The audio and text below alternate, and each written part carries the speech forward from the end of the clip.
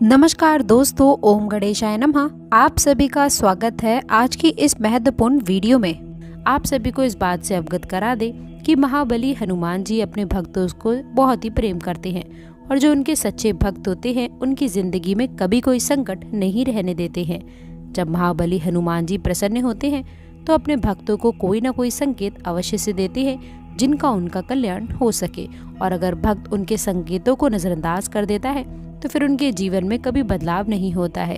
एक प्रकार से कहा जा सकता है कि हनुमान जी उनके जीवन से रुष्ट होने लगते हैं। तो आप सभी को बता दें कि आपके लिए ये समय बहुत अच्छा रहने वाला है और इस भविष्यवाणी में बहुत ही गुप्त योग छुपे हुए हैं।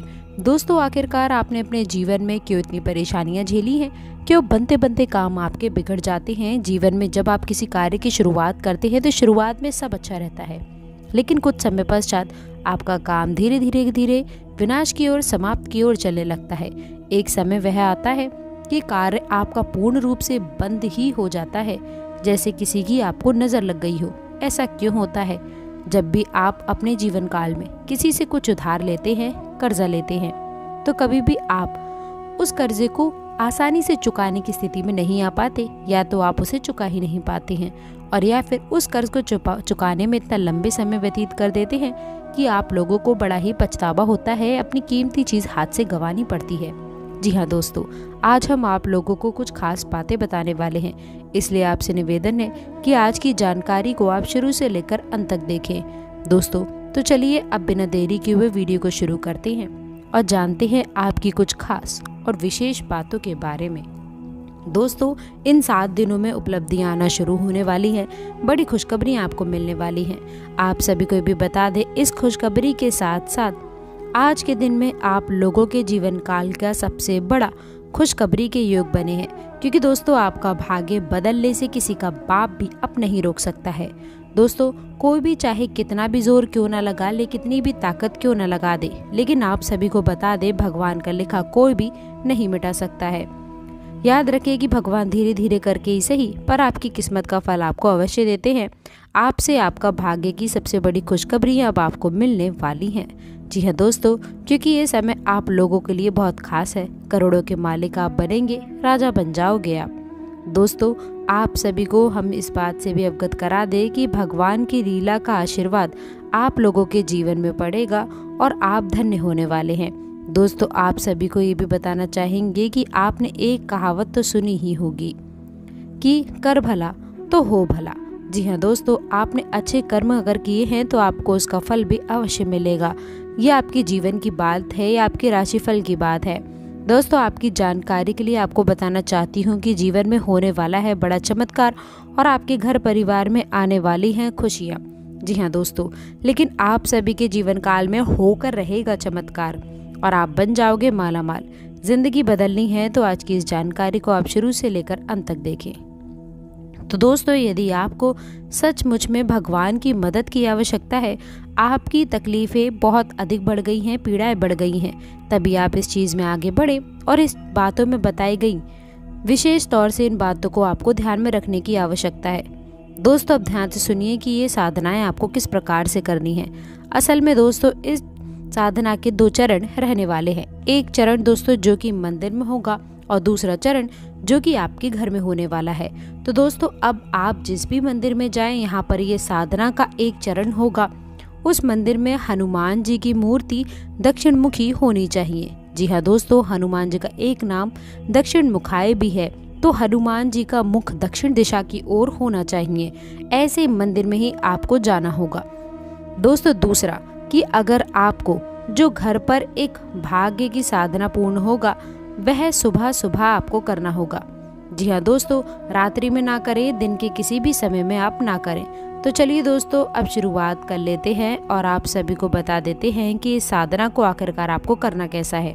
साधना को शुरू करने का दिन मंगलवार का हो तो बेहतर रहेगा, आप वरना किसी भी दिन कर सकते हैं। मंगलवार के दिन शुरुआत करिएगा, लेकिन आपको मंगलवार के दिन सुबह सवेरे सूर्य उदय होने के पश्चात स्नान आदि करने के बाद में संपूर्ण विधि विधान से आपको तैयार होना है। यानी कि आप लोगों को जितना हो सके उतने लाल वस्त्र पहनने हैं, लाल आसन का आपको प्रयोग करना है, लाल प्रसाद का ही आपको प्रयोग करना होगा। जी हाँ दोस्तों, लाल रंग का लड्डू या फिर कोई भी मिठाई या फिर कोई फल का भी आप प्रयोग कर सकते हैं। अब आप लोगों को आसन बिछाकर बैठना है और जो चौकी लगी है वहाँ पर आपका मुंह यानी कि उत्तर दिशा की ओर होना चाहिए। आसन दोस्तों जहाँ आप लगाएंगे, जहाँ पर हनुमान जी की मूर्ति या फिर फोटो रखेंगे, उसका मुख दक्षिण दिशा की ओर होना चाहिए। आपको आसन लगाते समय दोस्तों खास ध्यान रखना है, आपको पुष्प अर्पित करना है, पूजा पाठ करनी है, विधि विधान के साथ में आपको कार्य करने हैं, उन्हें भोग लगाना है और उसके बाद ही हनुमान चालीसा का आप पाठ शुरू कर सकते हैं। याद रखिएगा दोस्तों कि आप लोगों को हनुमान चालीसा का पाठ आपको 7 बार करना होगा। जी हाँ दोस्तों, हनुमान चालीसा में स्वयं ही ये चीज लिखी है कि जो 7 बार पाठ करे कोई, छूट है बंदी महासुख होए। यानी कि आपको 7 बार हनुमान चालीसा का पाठ करना है और उसके बाद जब आपका पाठ समाप्त हो जाए तो आप लोगों को एक बार बजरंग बाण का पाठ भी करना होगा। जी हाँ दोस्तों, बजरंग बाण में भी आप लोगों को ध्यान देने वाली कुछ बातें रहने वाली है जो कि आपको शायद कोई भी नहीं बताएगा, लेकिन हम आप लोगों को बता रहे हैं क्योंकि ज्ञान यदि अधूरा रहा तो वह बहुत ही ज्यादा खतरनाक हो सकता है। तो जब आप बजरंग बाण पढ़ेंगे तो उसमें देखेंगे कि हनुमान जी को शपथ दी जा रही है प्रभु श्री राम की, यानी कि एक भक्त को उसके भगवान की शपथ दी जा रही है। और किस लिए दे रहे हैं? कि आपके काम बन जाए, यानी कि आप निज स्वार्थ के लिए हनुमान जी को कसम दे करके मजबूर कर रहे हैं कि वो आए और आपके कार्य की पूर्ति करें। तो अब ऐसे में आप लोग जब बजरंग बाण पढ़ेंगे तो जितनी बार भी हनुमान जी को आप शपथ देंगे उतनी बार आप लोगों को कान पकड़ के मन ही मन माफी का भाव भी रखना होगा दोस्तों, क्योंकि हम शपथ दे अवश्य रहे हैं लेकिन हम हनुमान जी के मान का, हनुमान जी के सम्मान का पूरा ख्याल भी रख रहे हैं। ऐसे हमें अवश्य करना होगा दोस्तों, अन्यथा बजरंग बाण के दुष्परिणाम भी बहुत भयंकर होते हैं। क्योंकि आप हनुमान जी को शपथ दे रहे हैं दोस्तों, और ये कोई छोटी बात नहीं है, तो आपको अपने मन के भाव रखने हैं, कान पकड़ के उनसे माफ़ी का भाव रखना है और बजरंग बाण का आपको पाठ करना है। इसके बाद अब आपका साधना का भाग शुरू होगा। ये तो आपकी साधारण सी पूजा पाठ थी, अब आपकी साधना का भाव शुरू होगा और आपको अपने दाहिने हाथ की इंजरी में चल लेना होगा। और दोस्तों आपको बता देंगे, जल लेने के बाद में हनुमान जी की फोटो के सामने संकल्प करें कि हे प्रभु श्री हनुमान जी, अब आप हमारी अमुक यानी कि इस मनोकामना की पूर्ति के लिए प्रयास करें, हमारी मनोकामना पूर्ति करें। हम आपके लिए अपनी मनोकामना पूर्ण हेतु ये संकल्प लेते हैं कि 21 दिनों तक इस तरह की साधना यानी कि यह साधना पूर्ण अवश्य करेंगे। और आपसे भी हम यही उम्मीद करते हैं कि हमारी साधना पूर्ण होने तक आप हमारी मनोकामना पूर्ण करेंगे और हमारी साधना को स्वीकार करेंगे। दोस्तों इस तरह का आपको संकल्प लेना है और इसके साथ ही कुछ खास सावधानियां भी आपको रखनी चाहिए।